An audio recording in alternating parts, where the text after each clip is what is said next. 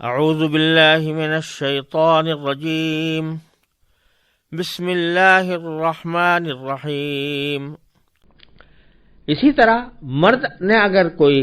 زنا کا ارتکاب کیا ہو تو اس کی اگلی آیت میں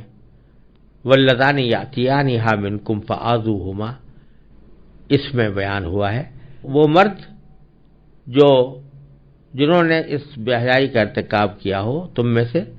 تو ان کو اذیت دو۔ اس وقت صرف اتنی بات کہہ دی گئی کہ اذیت دو، تکلیف پہنچاؤ۔ تکلیف پہنچانے کی کیفیت اس جگہ اللہ تعالیٰ نے بیان نہیں فرمائی، یہ بھی اسی تدریج کا حصہ تھا، اور اس تدریج کے مطابق یہ فرمایا گیا کہ جب مرد و عورت مل کر کوئی گناہ کر لیں، زنا کر لیں، تو پھر ان کو اذیت دو۔ عورتوں کے بارے میں تو پہلے کہا گیا تھا کہ ان کو گھروں میں قید کر دو، مردوں کو گھروں میں قید کرنا تو مشکل ہے، لہذا ان کو اذیت دینے کا حکم دیا گیا کہ اذیت دو۔ اذیت کیا دو؟ مار پٹائی بھی اس میں داخل ہے اور قید کرنا بھی داخل ہے۔ حاصل اس کا یہ ہے کہ حاکم اپنے ثوابدید کے مطابق کوئی سزا دے۔ اور اس آیت کی ایک تفسیر بعض مفسرین نے اس طرح بھی کی ہے کہ یہاں پر مراد واللذان یأتیانہا سے میں مراد در حقیقت دو مردوں کا آپس میں بدکاری کرنا ہے، یعنی آپس میں خلاف فطرت ایک دوسرے کے ساتھ ہم جنسی کا عمل کرنا، اس کا ذکر ہے۔ یعنی اگر دو مرد آپس میں ارتکاب کریں معاذ اللہ اس بد مذاقی کا اور بد فطرتی کا کہ وہ آپس میں ایک دوسرے سے شہوت کی لذت اٹھائیں، تو ان کا ذکر ہے کہ اگر وہ بے حیائی کا ارتکاب کرتے ہیں فآذوہما تو ان کو تکلیف پہنچاؤ۔ یہاں بھی وہی بات ہے کہ تکلیف پہنچانے کا ذکر تو فرما دیا گیا، لیکن تکلیف کس طرح پہنچاؤ، اذیت کس طرح پہنچاؤ، اس کا طریقہ کیا ہو، یہ بیان نہیں فرمایا۔ اور اس کا حاصل یہ ہے کہ حاکم کی ثوابدید پر چھوڑ دیا گیا ہے کہ جرم کی نوعیت کے لحاظ سے وہ تکلیف پہنچانے کا جو طریقہ مناسب سمجھے وہ اختیار کر سکتا ہے۔ اور بعض فقہاء کرام نے مختلف سزائیں بھی مقرر کی ہیں کہ اسے کہیں اوپر کے سے نیچے گرا دیا جائے یا کسی بدبودار کمرے میں اس کو محبوس کر دیا جائے وغیرہ، لیکن حاصل ان کا یہی ہے کہ کوئی سزا قرآن و سنت کے لحاظ سے مقرر نہیں ہے، بلکہ ایک تعزیر ہے، اور حاکم اپنی ثوابدید کے مطابق جو تکلیف پہنچانے کا طریقہ اختیار کرنا چاہے وہ کر سکتا ہے۔ آگے پھر فرمایا کہ فَإِن تَابَا وَأَصْلَحَا فَأَعْرِضُوا عَنْهُمَا۔ اگر یہ سزا مل گئی ان کو، عورتوں کو بھی مل گئی مردوں کو بھی مل گئی، اس کے بعد اگر یہ توبہ کریں اور اپنی اصلاح کر لیں فَأَعْرِضُوا عَنْهُمَا تو پھر ان سے درگزر کرو۔ یعنی معنی یہ ہے کہ جب ایک مرتبہ سزا ان کو دے دی گئی اور سزا بھی اچھی خاصی سخت دے دی گئی کہ عورت کو گھر میں قید کر دیا گیا، مرد کو تکلیف پہنچائی گئی، اب بعد میں انہوں نے توبہ کر لی کہ آئندہ ہمیں ایسا گناہ کرنا نہیں ہے، اور اپنی اصلاح بھی کر لی، تو پھر اب ان کو برا بھلا نہ کہا کرو کہ بھئی تم تو وہ تھے جنہوں نے یہ حرکت کی تھی، تم نے تو وہ تھے جنہوں نے بدکاری کا ارتکاب کیا تھا، اس کو یاد دلا کر اس کو برا بھلا کرنا، برا بھلا کہنا، طعن و تشنیع کرنا، یہ کسی طرح بھی مناسب نہیں ہے۔ جب ایک مرتبہ سزا ہو گئی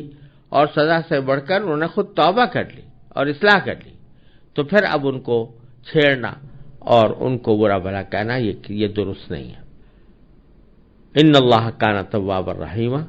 بے شک اللہ تعالیٰ بہت توبہ قبول کرنے والا ہے، بہت رحم کرنے والا، بہت مہربان ہے۔ چونکہ توبہ کا ذکر آ گیا تھا تو اللہ تبارک و تعالیٰ نے پھر توبہ کی کچھ شرائط بھی بیان فرما دی۔ کون سی توبہ ایسی ہوتی ہے جو قبول کرنے کے لائق ہے؟ فرمایا کہ توبہ ان لوگوں سے کی ہوتی ہے کہ جو نادانی میں کوئی کام کر گزرے، نادانی میں کوئی کام کر گزرے، اب اس کے بعد پھر ان کو ندامت ہوئی، شرمندگی ہوئی، اور پھر گناہ کرنے کے بعد جلد ہی وہ توبہ کی طرف متوجہ ہو گئے، تو ایسے لوگوں کا تو توبہ اللہ تعالیٰ ضرور قبول کرتا ہے۔ چنانچہ فرمایا کہ انما التوبۃ علی اللہ، اللہ نے توبہ قبول کرنے کی جو ذمہ داری لی ہے، للذین یعملون السوء بجہالہ، وہ ان لوگوں کے لیے ہے جو نادانی سے کوئی برائی کر ڈالتے ہیں، ثم یتوبون من قریب، پھر جلد ہی توبہ کر لیتے ہیں، فاولئک یتوب اللہ علیہم، چنانچہ اللہ ان کی توبہ قبول کر لیتا ہے، وکان اللہ علیما حکیما، اور اللہ ہر بات کو خوب جاننے والا بھی ہے، حکمت والا بھی۔ پھر آگے اس کا منفی پہلو بیان فرمایا، کون سی توبہ ہے جو قبول نہیں ہوتی؟ اس کا حاصل یہ ہے کہ توبہ وہ قبول نہیں ہوتی کہ ساری زندگی آدمی گناہ کرتا رہا، بے حیائی کا ارتکاب کرتا رہا، معصیتوں میں مبتلا رہا، نافرمانی کرتا رہا، اور اس خیال میں رہا کہ آخر میں جا کے توبہ کر لوں گا۔ اب جب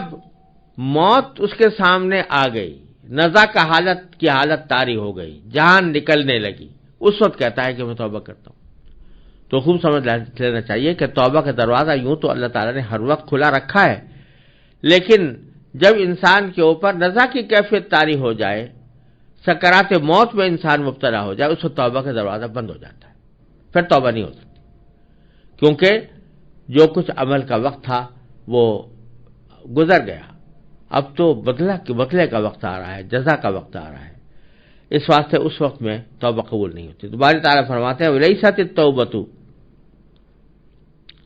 اور توبہ نہیں ہوتی لِلَّذِينَ يَعْمَلُونَ السَّيِّئَاتِ، ان لوگوں کی کہ جو برائی کا کام کرتے رہتے ہیں، حَتَّى إِذَا حَضَرَ أَحَدَهُمُ الْمَوْتُ،